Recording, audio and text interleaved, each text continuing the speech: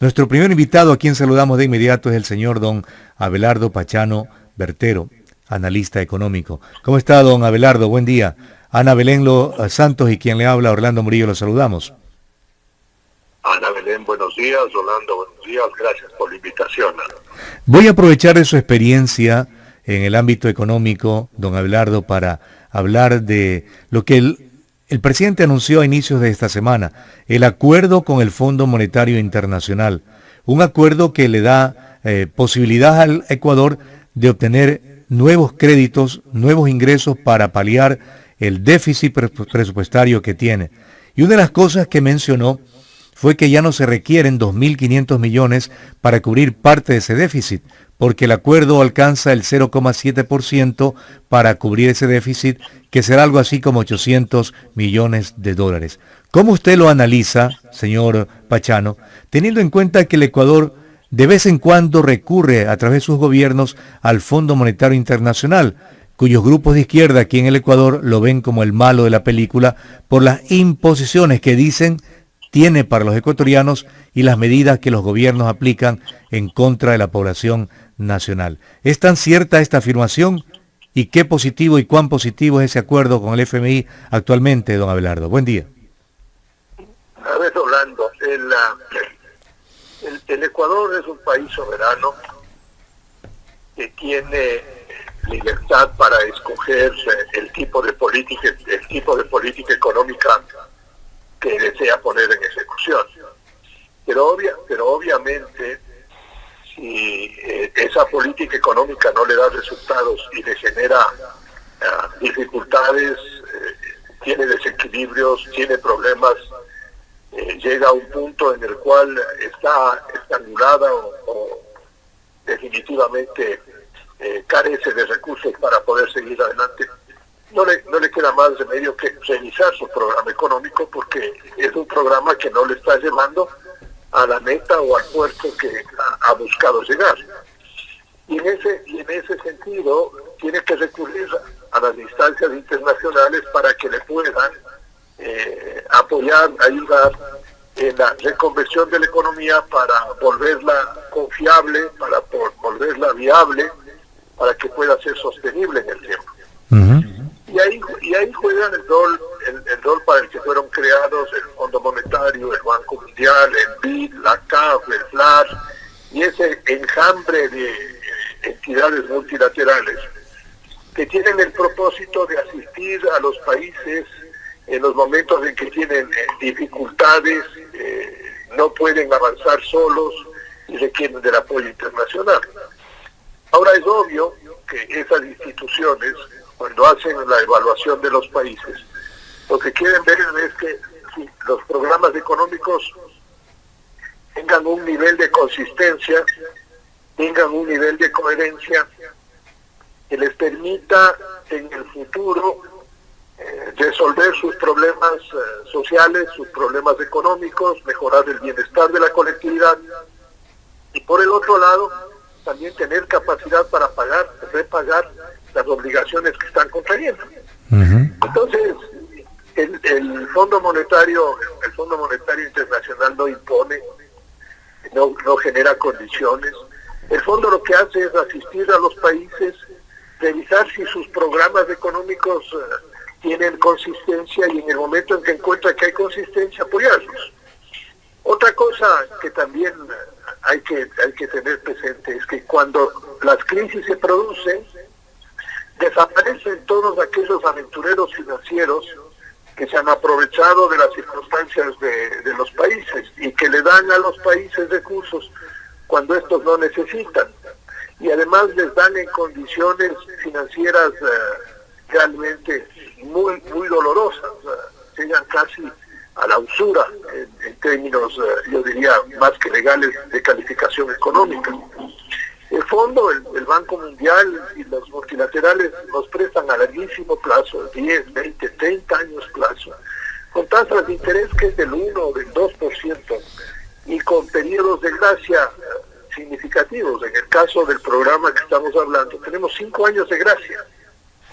Y además, no solo eso, sino que en el momento más difícil que hemos vivido, El Fondo Monetario accedió y aprobó un aumento de la emisión de derechos especiales de giro, que es una moneda virtual del propio fondo, que fue establecida ya por fines de los años 1960, 69 me parece, y que precisamente lo que le da es la posibilidad de convertir estos derechos especiales de giro en cualquier tipo de moneda convertible, llámele dólar, llámele libre esterlina, llámele yen o llámele euro, y con eso realizar y cubrir obligaciones. Pues bien, en este año el Fondo Monetario nos ha entregado casi $1.000 millones a casi 0% de costo y a plazo indefinido. Uno puede decir que en esas condiciones, cuando nos están dando una asistencia de esa naturaleza, es una institución que lo único que hace es afectar a los pobres, o más bien es una institución que nos está ayudando para que los estratos menos favorecidos puedan de alguna manera encontrar algún tipo de soporte y apoyo en estas circunstancias críticas. Sin duda que ese es el objetivo de un acuerdo con un organismo de esta naturaleza, como el FMI, don Abelardo. Sin embargo, y en la práctica, los gobiernos siempre toman medidas que justamente van afectando a esa gran población. Y hoy en día el gobierno del señor Lasso, a cuentagotas, nos está dando a conocer, por ejemplo, cuáles serían las medidas que se adopten en términos de la reforma tributaria. Y se habla de que serían gravados aquellos ecuatorianos que ganan y tienen la suerte de tener trabajo y tener un ingreso de $1.000. ¿Cómo usted también analiza esta situación? Porque de por medio hay, por ejemplo, y ya lo ha dicho el propio ministro de Finanzas, lo ha dicho el propio señor Lasso en el inicio de su gobierno y antes de asumir el mando, de que aquí van a pagar todos impuestos y evitar la evasión y la elusión tributaria, que si hay un equipo en el SRI que auténticamente vele por los intereses de los ecuatorianos y sepa cobrar exactamente bien, evitaríamos estos términos, elusión y evasión, de algunos sectores del país. A ver, Rolando, hay varios temas que me acaba de tocar. Uno, en la primera pregunta usted me decía cuál fue la razón del cambio de haber primero tenido o haber establecido un programa con $2.500 millones de ingresos extras para este año o para el próximo, y ahora de solo 700 millones. La modificación sustantiva se debe a una nueva visión del programa económico del gobierno, que descansa en un esfuerzo mayor de reducción del gasto, es decir, a tratar de hacerle al Estado más eficiente, menos burocrático, menos enredado y menos, yo diría, derrochador de recursos. Y entonces está buscando un equilibrio mucho más sensato en términos de pedir un esfuerzo menor de los ecuatorianos del que estaba originalmente programado. De acuerdo. Entonces, yo creo que aquí tenemos un cambio de visión en un programa económico que sigue teniendo consistencia y que ha sido aceptado también por el Fondo Monetario. Entonces, he aquí yo diría la versatilidad que uno encuentra en el Fondo Monetario cuando uno le puede ofrecer ideas, metas que son coherentes. Lo segundo, en el mundo actual, Rolando, una realidad que es absolutamente generalizada es que luego de la pandemia nosotros tenemos una situación fiscal mundial mala, todos los países con déficits fiscales a los niveles récord de la historia, superan en muchos casos el 10% del Producto Interno Bruto, que no nos podíamos haber imaginado nunca, que convive con mayores necesidades sociales porque la pandemia dejó heridas sociales muy grandes, mayor desempleo, menores ingresos, mayor marginalidad, muchas empresas quebradas, micro y pequeñas empresas destrozadas, hogares sin recursos. Entonces los estados tienen más necesidades que atender de carácter social, sin embargo de que tienen un déficit enorme y encima están a un nivel de endeudamiento casi que les estrangula. Entonces son, yo diría, tres factores que están jugando y que son difíciles de compatibilizar. En ese plano, lo que yo le he escuchado al presidente y le he escuchado ya técnicamente al ministro, porque el ministro tiene un lenguaje más técnico, menos político, pero el ministro no va, y estoy seguro porque le conozco yo a Simón Cueva, él no va a pedir que se ponga impuestos a personas con $1,000 de ingresos. No estoy absolutamente seguro. Lo que él y creo que lo está haciendo con mucho sentido de responsabilidad social, es aplicar el concepto de solidaridad. Es decir, todos aquellos que tenemos más recursos y que nos hemos podido proteger de la pandemia de mejor manera, tenemos la obligación de contribuir con nuestros excedentes para que se puedan cubrir los programas sociales sin afectar realmente los ingresos de las personas de mediano y bajos recursos.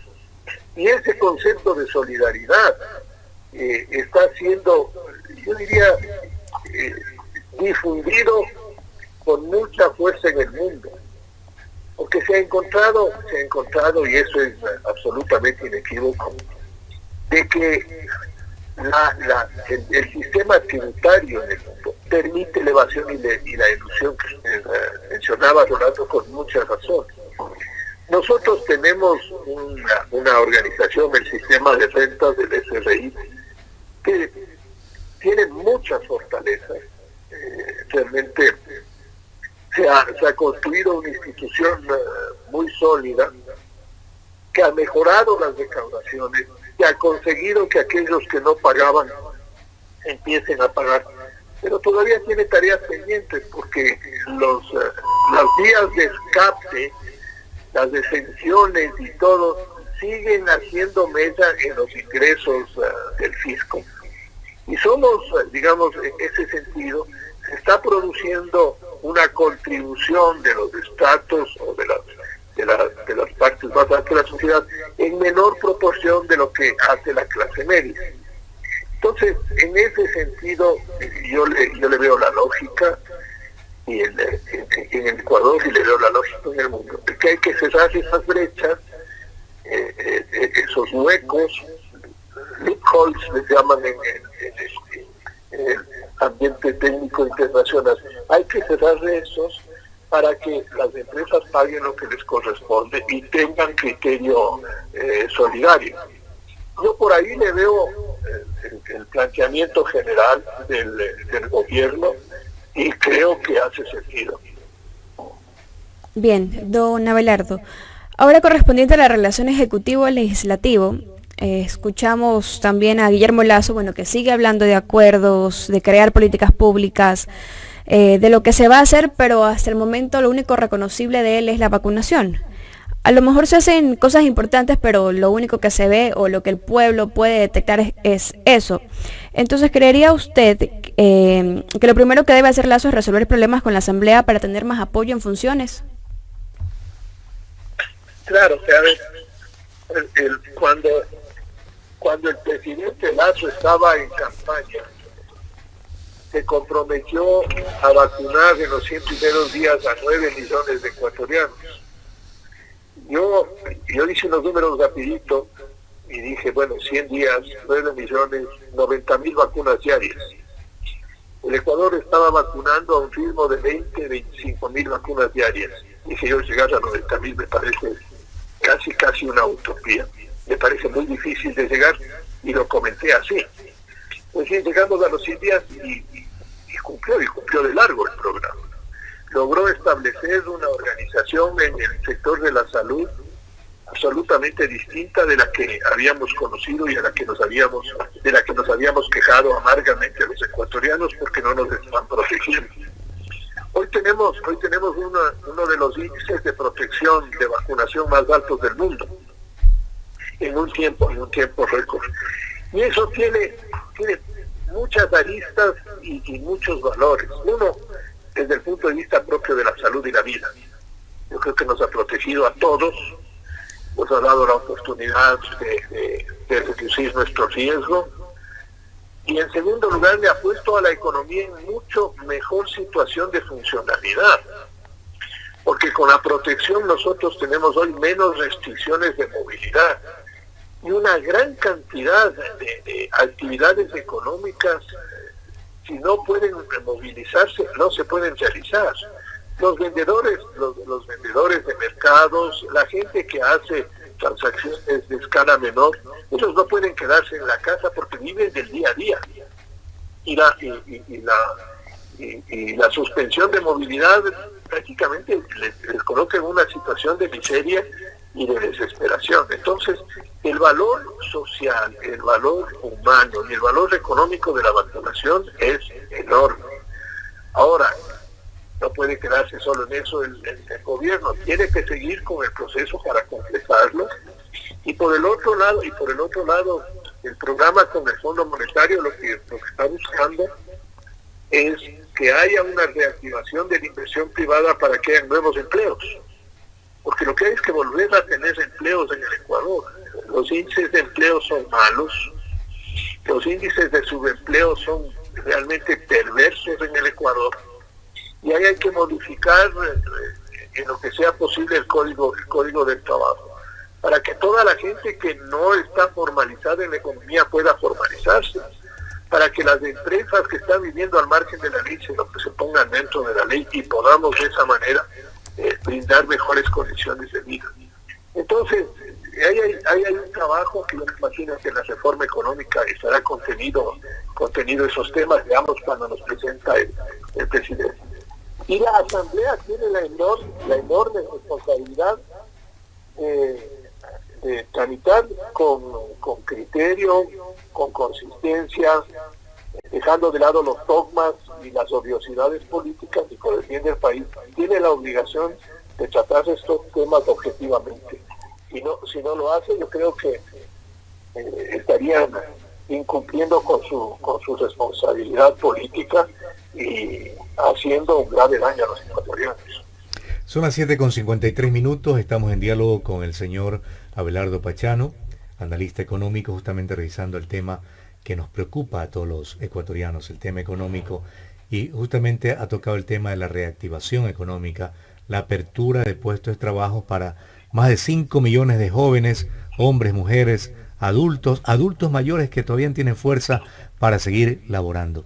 Don Abelardo, el gobierno nacional parece que un poco y tímidamente está tanteando la situación con la Asamblea, porque si bien hay anuncios de proyectos de leyes como la reforma tributaria o proyectos que hablan de abrirnos a la inversión privada para el sector petrolero, para el sector minero, para otros sectores importantes de la economía nacional que permitan justamente esa reactivación y la apertura de puestos de trabajo, en cambio la Asamblea Nacional no se ha puesto a tono con ese pensamiento, con ese criterio, y más bien han habido críticas contra el presidente Lasso, y más aún, ya hay actitudes negativas de varios bloques frente a posibles proyectos de leyes.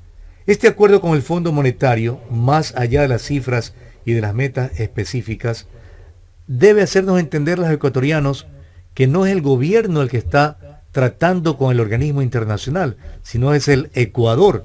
Y la Asamblea es parte de ese gobierno que también representa al Ecuador. Y hay que buscar una modernidad de nuestra sociedad para que la economía funcione, haya productividad y riqueza, pero sobre todo trabajo para todos los ecuatorianos, don Abelardo, ¿o no es así? Lo que acaba de decir Rolando es exactamente lo que deberíamos entender todos los ecuatorianos. El mensaje suyo es el mensaje correcto.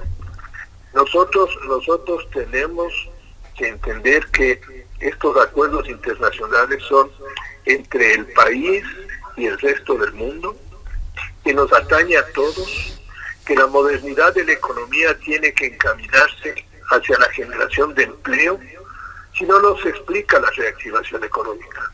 Una reactivación económica que no genere empleo no tiene mucho sentido, porque no va a la médula de lo que es la responsabilidad de la política económica y de la política social, que es generar bienestar y distribuir de mejor manera ese bienestar.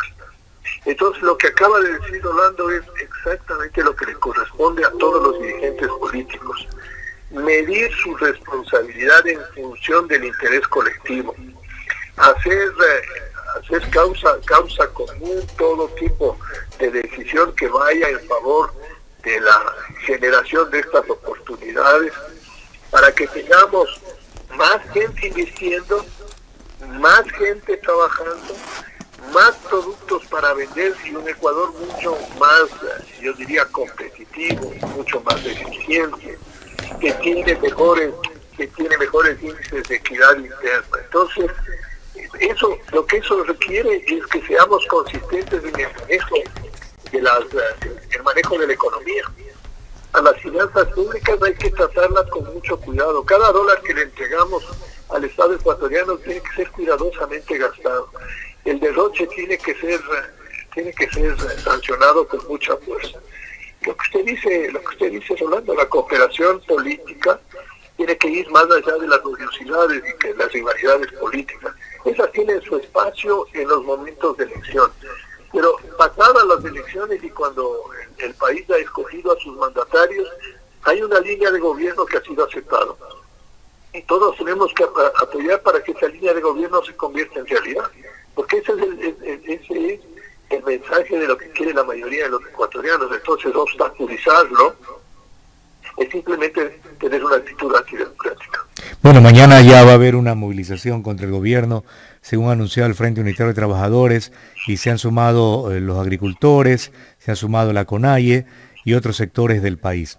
Y aquí la pregunta, don Abelardo, es, ¿la Asamblea en realidad representa a los ecuatorianos? Y lo digo porque también se está hablando de una reforma constitucional para disminuir, por ejemplo, el número de diputados. Pero supongamos que de los 137 tengamos hoy la mitad, 70. Pero si no sabemos los ecuatorianos elegir a calidad de representantes, no va a pasar absolutamente nada. En otras palabras, los ecuatorianos tenemos que comprometernos con el futuro del país o sencillamente ir a acudir a las urnas cada 4 años, poner el voto por el que queremos y olvidarnos del tema, o hacer un seguimiento del planteamiento que nos hacen los partidos políticos y los candidatos. Claro, Rolando, yo creo que la Asamblea representa una voluntad popular. No hay nada que hacer. Es legítima, es legal. La configuración responde a la aplicación de las leyes de elecciones y al deseo y la voluntad de todos nosotros. Ahora, esa es la realidad política que tenemos y con esa realidad se debe trabajar. Lo que le corresponde a la Asamblea y a cada uno de los legisladores es pensar en que son representantes de un país, no son representantes ni de una ciudad, ni de una provincia, ni de un cantón, ni de una parroquia. Son representantes de un país y tienen que cumplir con las obligaciones de esa representatividad. Y ahí nos falta ciudadanía, lo que usted dice también de una manera muy acertada, Rolando. Ahí nos falta a nosotros mayor responsabilidad política como ciudadanos para que sepamos escoger bien a nuestros representantes. De tal manera que hay una tarea de educación, de formación de ciudadanos que nos llevará algunos años. Pero en el periodo intermedio tenemos que hacer todos los esfuerzos para que la convivencia política sea mucho más racional. Las movilizaciones, las demostraciones de fuerza, las soluciones que se dan sobre el uso de la fuerza no son definitivas. Y le voy a dar un ejemplo muy distante, pero que grafica lo que estoy pensando. En Afganistán, 20 años de derroche de recursos, trillones de dólares gastados ahí, no nos imaginamos la cantidad de dinero que está ahí. cientos de miles de muertos de lado y lado, y al cabo de los 20 años, resultado cero. No pudieron hacer los cambios porque por la fuerza los pueblos no aceptan los cambios. Se producen soluciones temporales que luego vuelven a volverse absolutamente inconvenientes para la sociedad porque fueron impuestas. Entonces, cuando a uno le paran la movilización, le cortan la carretera, cuando le tiran piedras y todo, uno lo único que está haciendo es atacando los derechos del resto de las personas, generando mayor conflictividad. Y si bien en esas condiciones aceptan y toleran que haya un acuerdo, pasada esas circunstancias se rechazan ese tipo de acuerdos. Entonces, yo creo que la dirigencia política, la dirigencia sindical, las dirigencias empresariales y gremiales tienen un arma mucho más poderosa, muchísimo más poderosa, que es el uso de una razón objetiva y de una solución consistente. Si uno tiene un problema, uno tiene que llevar el problema y la solución. Cuando uno lleva una solución adecuada, el problema desaparece. Pero si uno no lleva la solución adecuada, el problema subsiste y se mantiene y vuelve a renacer como la mala hierba. El problema es como la mala hierba, vuelve a renacer. Don Abelardo, gracias por su tiempo y la respuesta a nuestras inquietudes aquí en OMC Noticias. Ha sido grato conversar con usted, saber de su capacidad y experiencia que ha sido puesta en conocimiento de la ciudadanía para saber el derrotero a seguir a futuro y seguir luchando por un mejor Ecuador para todos. Gracias, don Abelardo Pachano Bertero. Gracias a usted por la oportunidad y un buen día. Gracias también, igual.